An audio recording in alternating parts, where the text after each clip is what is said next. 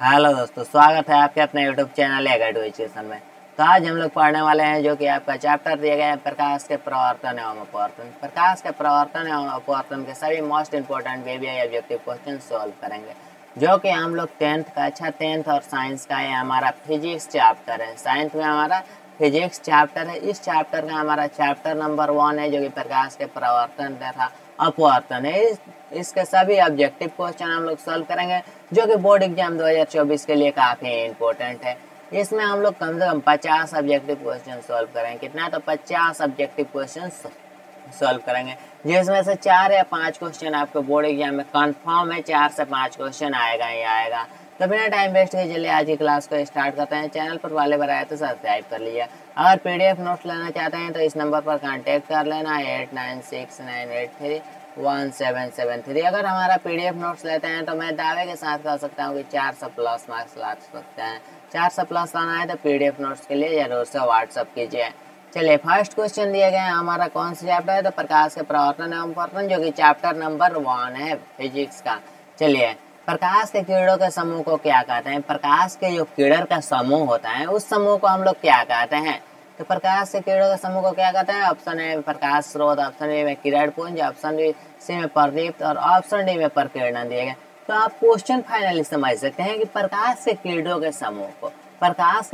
समूह को हम किरण पुंज कहते हैं। क्या कहते हैं? तो किरण पुंज कहते हैं। प्रकाश के किरणों के समूह को किरण पुंज कहते हैं। आपको क्वेश्चन सही समझ में आ जाएगा। अगला क्वेश्चन है, एक उत्तल लेंस की क्षमता 1 डायोप्टर है। एक उत्तल लेंस है जिसकी क्षमता 1 डायोप्टर है, तो उस लेंस की फोकस दूरी क्या होगी? अगर उसकी क्षमता 1 डायोप्टर है तो उसकी फोकस दूरी हमें निकालना है। जब इसकी क्षमता, आगे हम लोग सब्जेक्टिव क्लास में इसको एक्सप्लेन किया है, इसकी जब क्षमता 1 डायोप्टर रहेगी तो इसकी फोकस दूरी हो जाएगी प्लस 100 सेंटीमीटर। कितना? Plus 100 centimetre. चलिए, अगला क्वेश्चन दिया गया है कि किसी उत्तल लेंस की फोकसांतर 50 सेंटीमीटर है। 50 सेंटीमीटर है फोकसांतर, तो उसकी क्षमता होगी। तो हमें उसकी क्षमता बताना है। उसकी फोकसांतर 50 सेंटीमीटर है तो उसकी क्षमता क्या होगी? तो उसकी क्षमता हो जाएगी 2D। क्या होगी? तो 2D हो जाएगा इसका राइट आंसर। चलिए, अगला क्वेश्चन दिया गया है, प्रकाश के किरण गमन करते हैं सीधी रेखा में या टेढ़ी रेखा में या किसी भी दिशा में, इनमें से कोई नहीं। तो जल्दी जल्दी आप लोग कमेंट बॉक्स में जवाब दीजिए। तो क्वेश्चन है, प्रकाश के किरण गमन करते हैं। तो प्रकाश के किरण कैसे गमन करते हैं? तो प्रकाश के किरण हमेशा सीधी रेखा में गमन करती हैं। प्रकाश के किरण सीधी रेखा में गमन करते हैं। अगला क्वेश्चन दिया गया है, उत्तल लेंस की क्षमता होती है। उत्तल लेंस की क्षमता कैसी होती है?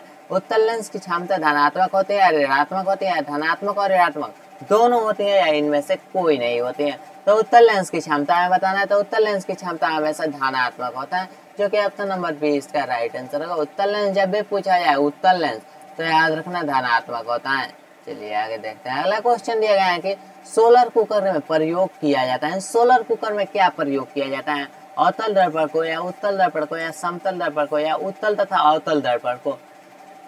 तो सोलर कुकर जो होता है उसमें जो प्रयोग किया जाता है अवतल दर्पण का प्रयोग किया जाता है। किसका? अवतल दर्पण, जो कि ऑप्शन नंबर है इसका राइट आंसर होगा। अवतल दर्पण का प्रयोग किया जाता है। अगला क्वेश्चन दिया गया है कि काल्पनिक प्रतिबिंब होता है। काल्पनिक प्रतिबिंब कैसा होता है? तो काल्पनिक प्रतिबिंब कैसा होता है? सीधा होता है या उल्टा होता है या दोनों होता है या कोई नहीं?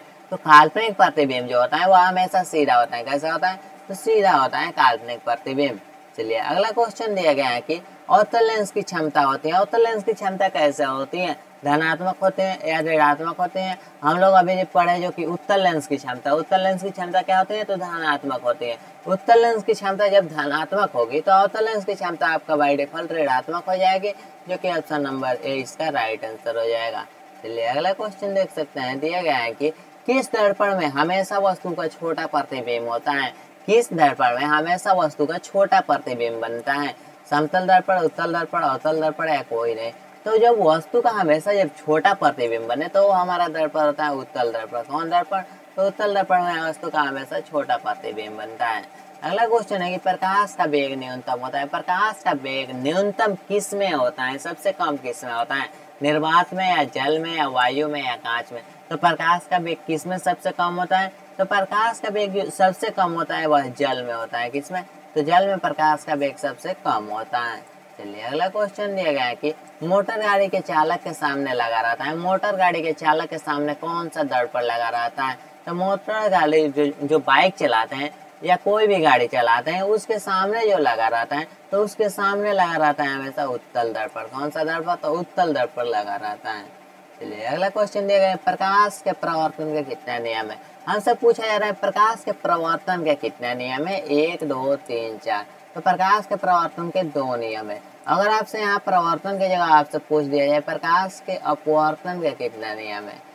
प्रवर्तन तो आप बता सकते हैं 2 है, तो प्रकाश के अपवर्तन का नियम भी पूछा जाए तो उसके भी प्रकाश के अपवर्तन के भी 2 नियम है और प्रकाश के प्रवर्तन के भी 2 नियम है। चलिए अगला क्वेश्चन देखते हैं। फोटोग्राफी, जो कि फोटोग्राफी कैमरा है उसका अभिदृश्य होता है, उसका अभिदृश्यक होता है। तो फोटोग्राफी कैमरा का जो अभिदृश्यक होता है वो उत्तल लेंस होता है। अभिदृश्यक में जो लेंस प्रयोग किया जाता है फोटोग्राफी में, उसमें उत्तल लेंस का प्रयोग किया जाता है। चलिए अगला क्वेश्चन है, निम्न में से कौन सा पदार्थ लेंस बनाने के लिए प्रयुक्त नहीं किया जाता है? 4 पदार्थ दिया गया है, जल, कांच, प्लास्टिक, मिट्टी। इनमें से किसका उपयोग लेंस बनाने में नहीं किया जाता है? तो नहीं किया जाता है मिट्टी का उपयोग, हम लोग लेंस बनाने में नहीं करते हैं। किसका? तो मिट्टी का उपयोग इसका राइट आंसर है।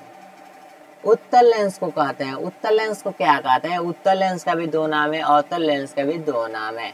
तो उत्तल लेंस को हम क्या कहते हैं? उत्तल लेंस को अभिसारी लेंस कहते हैं। और जब से आपसे अवतल लेंस पूछा जाए तो अवतल लेंस को अपसारी लेंस कहते हैं।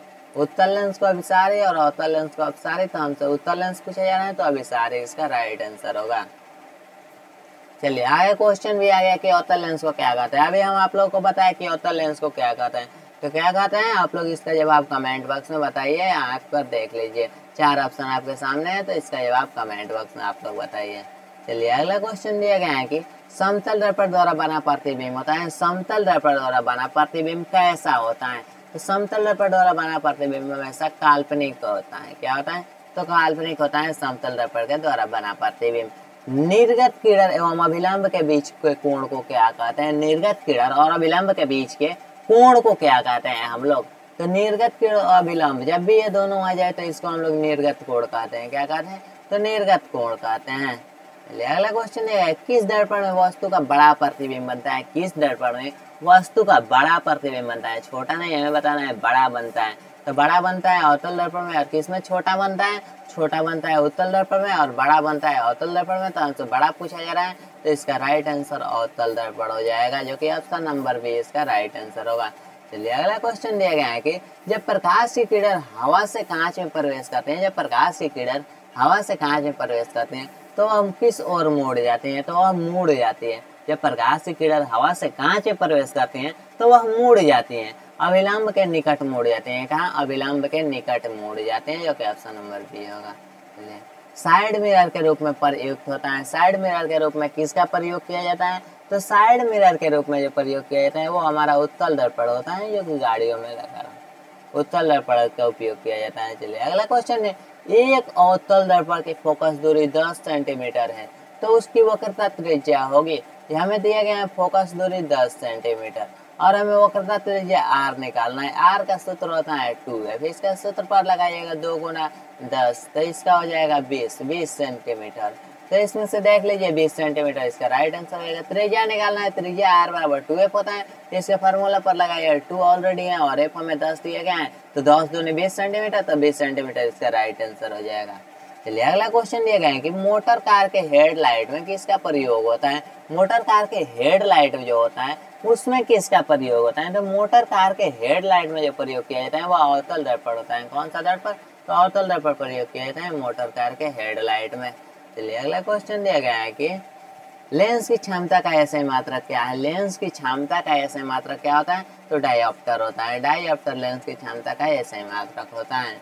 चलिए अगला क्वेश्चन है, अगला क्वेश्चन दिया गया है कि लेंस की मुख्य फोकस दूरी कितनी होती है? लेंस का मुख्य फोकस दूरी की संख्या कितनी होती है? तो लेंस के मुख्य रूप से फोकस दूरी की संख्या कितनी होती है हमें बताना है। 2 होती है, 3 होती है, 4 होती है। तो लेंस की फोकस दूरी की संख्या कोई की काउंट नहीं है, कोई नहीं इनमें से हो जाएगा, 2, 4, 3 इसमें से कोई नहीं होगा। चलिए अगला क्वेश्चन दिया गया है कि सरल सूक्ष्मदर्शी में किसका प्रयोग होता है? सरल सूक्ष्मदर्शी में किसका प्रयोग किया जाता है? अवतल दर्पण या उत्तल दर्पण, या अवतल लेंस या उत्तल लेंस? तो उत्तल लेंस का उपयोग किया जाता है सरल सूक्ष्मदर्शी में। चलिए अगला क्वेश्चन दिया गया है कि सर्च लाइट का प्रवर्तक सतह होता है। सर्च लाइट का प्रवर्तक सतह क्या होता है? तो सर्च लाइट का जो प्रवर्तक सतह होता है वह अवतल होता है। क्या होता है? तो अवतल सर्च लाइट का प्रवर्तक सतह होता है। अगला क्वेश्चन दिया गया है, दाढ़ी बनाने में कौन सा दर्पण प्रयुक्त होता है? दाढ़ी बनाया जाता है तो उसमें कौन सा दर्पण प्रयोग में लाया जाता है? तो उसमें अवतल दर्पण का प्रयोग किया जाता है। कौन सा दर्पण का? अवतल दर्पण का प्रयोग किया जाता है दाढ़ी बनाने में। प्रकाश के किरणों के पथ, प्रकाश के किरणों के पथ दर्शाने वाले चित्रों को कहा जाता है। प्रकाश के किरणों के पथ दर्शाने वाले चित्रों को क्या कहा जाता है? तो उसके उपयोग पथ दर्शाने का जो चित्र होता है उसको किरण आरेख कहा जाता है। क्या? तो किरण आरेख कहा जाता है।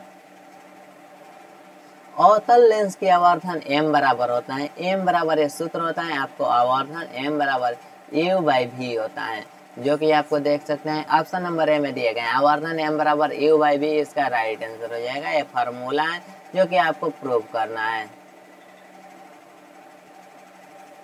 अगला क्वेश्चन दिए गए हैं। अगला क्वेश्चन जो कि देख सकते हैं कि किसी गोलीय दर्पण तथा किसी पतले लेंस, किसी गोलीय दर्पण तथा किसी गोलीय लेंस दोनों की फोकस दूरी -15 सेंटीमीटर है। कितना?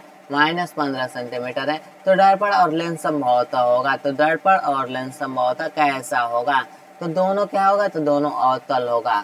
क्या होगा? दोनों अवतल होगा। चलिए अगला क्वेश्चन दिया गया है कि प्रवर्तन के नियम में, प्रवर्तन के नियम से निर्धारित होता है। तो प्रवर्तन के नियम से क्या निर्धारित होता है कि प्रवर्तन के नियम से निर्धारित होता है कि आपतन कोण बराबर है प्रवर्तन कोण। क्या होता है? तो आपतन कोण के बराबर होता है प्रवर्तन कोण, जो कि ऑप्शन नंबर ए में दिए गए इसका राइट आंसर। चलिए अगला क्वेश्चन दिया गया है कि काल्पनिक प्रतिबिंब होता है। काल्पनिक प्रतिबिंब कैसा होता है? सीधा होता है या उल्टा होता है या दोनों होता है या कोई नहीं होता है? तो काल्पनिक प्रतिबिंब जो होता है वह हमेशा सीधा होता है, जो कि ऑप्शन नंबर ए में दिए गए। काल्पनिक प्रतिबिंब हमेशा सीधा होता है। 2D क्षमता वाला, 2D क्षमता वाले लेंस की फोकसांतर होते हैं। जब ये दिया है 2D क्षमता वाला जब लेंस की फोकसांतर, आपको क्वेश्चन में 2D पूछा जाता है, तो 2D क्षमता वाले लेंस का फोकसांतर 50 सेंटीमीटर होता है। कितना? 50 सेंटीमीटर। अगला क्वेश्चन दिया गया है कि गोलीय दर्पण की फोकसांतर एवं वक्रता त्रिज्या के बीच संबंध है। वक्रता त्रिज्या के बीच हमें संबंध पूछा जा रहा है, तो वक्रता त्रिज्या के हमें फार्मूला बताना है। हमें अभी एक क्वेश्चन में हम लोग वक्रता त्रिज्या निकाले थे। वक्रता त्रिज्या हम निकाले थे 2f, जो कि हमारा 10 दिया गया था, a बराबर 10 दिया गया था, 20 आंसर निकाले थे अभी जस्ट वाले। तो ये हमें यहाँ फार्मूला बता देना है। r बराबर क्या होता है? तो r बराबर 2f होता है, जो कि ऑप्शन नंबर ए इसका राइट आंसर हो जाएगा। चलिए अगला क्वेश्चन दिया गया है कि उत्तल लेंस में जब बिंब f और 2f के बीच रहता है, f और 2f के बीच रहता है तथा प्रतिबिंब होता है, तब प्रतिबिंब कैसा होता है? f और 2f के जब बीच रहता है तब प्रतिबिंब कैसा होता है? तो उस टाइम में आपका प्रतिबिंब बड़ा और वास्तविक होता है। कैसा होता है? तो बड़ा और वास्तविक होता है।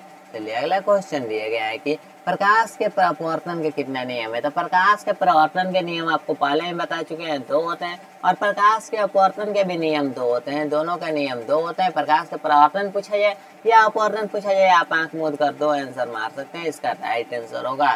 चलिए अगला क्वेश्चन दिया गया है कि अवतल लेंस की मुख्य फोकस, अवतल लेंस की मुख्य फोकस पर रखे बीम के प्रतिबिंब स्थिति होती है। तो रखे बीम की प्रतिबिंब स्थिति क्या होती है? तो इसमें जो रखे बीम की प्रतिबिंब स्थिति होती है, इसका हमें स्थिति बताना है। तो इसकी स्थिति होती है प्रकाशिकी केंद्र और फोकस के बीच होती है। कैसे होते हैं? तो प्रकाशिक केंद्र और फोकस के बीच होती हैं। चलिए अगला क्वेश्चन दिया गया है कि उत्तल लेंस में बना प्रतिबिंब होता है। उत्तल लेंस में कैसा प्रतिबिंब बना होता है? तो उत्तल लेंस में जो प्रतिबिंब बना होता है वह वास्तविक और उल्टा होता है। कैसा होता है? तो वास्तविक और उल्टा होता है। चलिए अगला क्वेश्चन दिया गया है कि दो वक्रीय पृष्ठों से घिरे ठोस माध्यम को कहते हैं। 2 वक्रीय पृष्ठों से घिरे ठोस माध्यम को क्या कहते हैं? तो इस ठोस माध्यम को हम लोग क्या कहते हैं? गोलीय लेंस कहते हैं। अगला क्वेश्चन दिया गया है कि किसी लेंस द्वारा उत्पन्न आवर्धन का ए सही मात्रक होता है। किसी लेंस द्वारा उत्पन्न आवर्धन का ए सही मात्रक क्या होता है? तो मात्रक वो एक मात्रक विहीन होता है। क्या होता है? तो मात्रक विहीन होता है। चलिए अगला क्वेश्चन दिया गया है कि वह गोलीय दर्पण जो बाहर की तरफ वक्रित हो, वह गोलीय दर्पण जो बाहर की तरफ वक्रित हो उसको क्या कहते हैं? तो जो बाहर की तरफ वक्रित होता है उसको हम लोग उत्तल लेंस कहते हैं। क्या कहते हैं? उत्तल लेंस। चलिए अगला क्वेश्चन दिया गया है कि लेंस के केंद्रीय बिंदु को कहते हैं। लेंस के केंद्रीय बिंदु को क्या कहते हैं? तो लेंस के केंद्रीय बिंदु को प्रकाशिक केंद्र कहते हैं, जो कि ऑप्शन नंबर बी इसका राइट आंसर होगा। चलिए अवतल दर्पण के ध्रुव और मुख्य फोकस के बीच रखे बिंब का प्रतिबिंब की प्रकृति कैसी होती है? यहाँ देख लीजिए क्वेश्चन, ध्यान से समझिएगा। अवतल दर्पण के ध्रुव दिया गया, अवतल दर्पण के ध्रुव और मुख्य फोकस के बीच, मुख्य फोकस के कहाँ रखा गया है, बीच में रखा गया है, मुख्य फोकस के बीच रखे बीम की प्रतिबिंब की प्रकृति हमें बताना है। तो इसकी प्रकृति होती है आभासी एवं सीधी 5 सेंटीमीटर फोकस दूरी का उत्तल लेंस हो जाएगा, जो कि ऑप्शन नंबर बी इसका राइट आंसर होगा। चलिए अगला क्वेश्चन दिया गया है कि किसी शब्दकोश में पाए गए छोटे अक्षरों को पढ़ते समय आप निम्न में से कौन सा लेंस पसंद करेंगे। मतलब हम पढ़ रहे हैं, पढ़ाई कर रहे हैं, उसमें छोटे छोटे वर्ड लिखा गया है, तो उस टाइम हम कौन सा लेंस के उपयोग करेंगे। तो उस टाइम जो लेंस के उपयोग करेंगे 50 सेंटीमीटर फोकस दूरी के उत्तल लेंस का प्रयोग करेंगे। कौन सा लेंस के, 50 सेंटीमीटर के फोकस दूरी के उत्तल लेंस के प्रयोग करेंगे। चलिए अगले को दिया गया है कि दंत विशेषज्ञ मरीजों के दांतों का बड़ा प्रतिबिंब देखने के लिए किस दर्पण का उपयोग किया जाता है। दंत विशेषज्ञ जब भी मरीज होते हैं और उनके दांतों के बड़ा प्रतिबिंब देखना होता है, तो उस टाइम कौन सा दर्पण या लेंस का प्रयोग किया जाता है। तो उस टाइम में जो लेंस का प्रयोग किया जाता है वो कौन सा है, तो वह अवतल दर्पण का प्रयोग किया जाता है, जिससे वस्तु बड़ा दिखाई दे, दांतों का जो अंग है वो बड़ा बड़ा दिखाई दे। चलिए गोली दिए हैं, गोलीय दर्पण, गोलीय दर्पण की वक्रता केंद्र की किस अक्ष से निरूपित किया जाता है। गोलीय दर्पण के वक्रता केंद्र को किस अक्ष से निरूपित किया जाता है। तो इसको किस अक्ष से निरूपित किया जाता है, तो ओ अक्ष से निरूपित किया जाता है। चलिए आगे दिया गया है कि पतले लेंस की आवर्धन क्षमता होती है। पतले लेंस की आवर्धन क्षमता क्या होती है। पतले लेंस की आवर्धन क्षमता सबसे कम होती है। क्या होती है, तो कम होती है। अगला क्वेश्चन दिया गया निर्वात में प्रकाश की छाल है। निर्वात में प्रकाश की छाल क्या है। तो निर्वात में प्रकाश की चाल जो होता है, सॉरी गलती हो गया, यहाँ चाल होगा। निर्वात में प्रकाश की चाल क्या होती है। तो निर्वात में प्रकाश की जो चाल होती है 3 × 10⁸ मीटर प्रति सेकंड होता है, जो कि ऑप्शन नंबर है इसका राइट आंसर होगा। तो आज के वीडियो में हम लोग टोटल 49 क्वेश्चन अभी तक देख चुके हैं। चलिए एक 50 नंबर क्वेश्चन देख लेते हैं। मोटे लेंस की आवर्धन क्षमता होती है। तो मोटे लेंस की आवर्धन क्षमता क्या होती है। तो मोटे लेंस की आवर्धन क्षमता अधिक होती है। क्या होती है, तो मोटे लेंस की आवर्धन क्षमता अधिक होती है, जो कि ऑप्शन नंबर बी इसका राइट आंसर होगा। तो चैनल पर पहली बार आए तो सब्सक्राइब कर लीजिए और वीडियो को लाइक कर दीजिए। अगर आप पीडीएफ नोट्स लेना चाहते हैं बिल्कुल फ्री ऑफ कॉस्ट, तो इस नंबर पर संपर्क करें। मैं आपको, अगर आप 10th क्लास में तो 10th के कंप्लीट पीडीएफ दूंगा, और 12th क्लास में तो 12th के कंप्लीट ऑब्जेक्टिव साथ में subjective, objective subjective question bank chapter wise objective, short question, long question, ये सभी मैं आप लोगों को प्रोवाइड करूंगा बिल्कुल फ्री ऑफ कॉस्ट। तो आप इस नंबर पर व्हाट्सअप कीजिए, आपको डिस्क्रिप्शन में मिल जाएगा एक व्हाट्सअप के नाम से एक लिंक, जिस पर क्लिक करके आप डायरेक्टली व्हाट्सअप पर संपर्क कर सकते हैं। नहीं तो इस नंबर को सेव कर लीजिए पहले एक एजुकेशन के नाम से, उसके बाद इस नंबर पर व्हाट्सअप कीजिए, मैं आपको बिल्कुल free of cost PDF provide करूंगा। तो आज के वीडियो में इतना ही। चैनल पर पहली बार आए तो सब्सक्राइब कर लीजिए, वीडियो को लाइक कर दीजिए। मिलते हैं नेक्स्ट वीडियो में। जय हिंद, वंदे मातरम।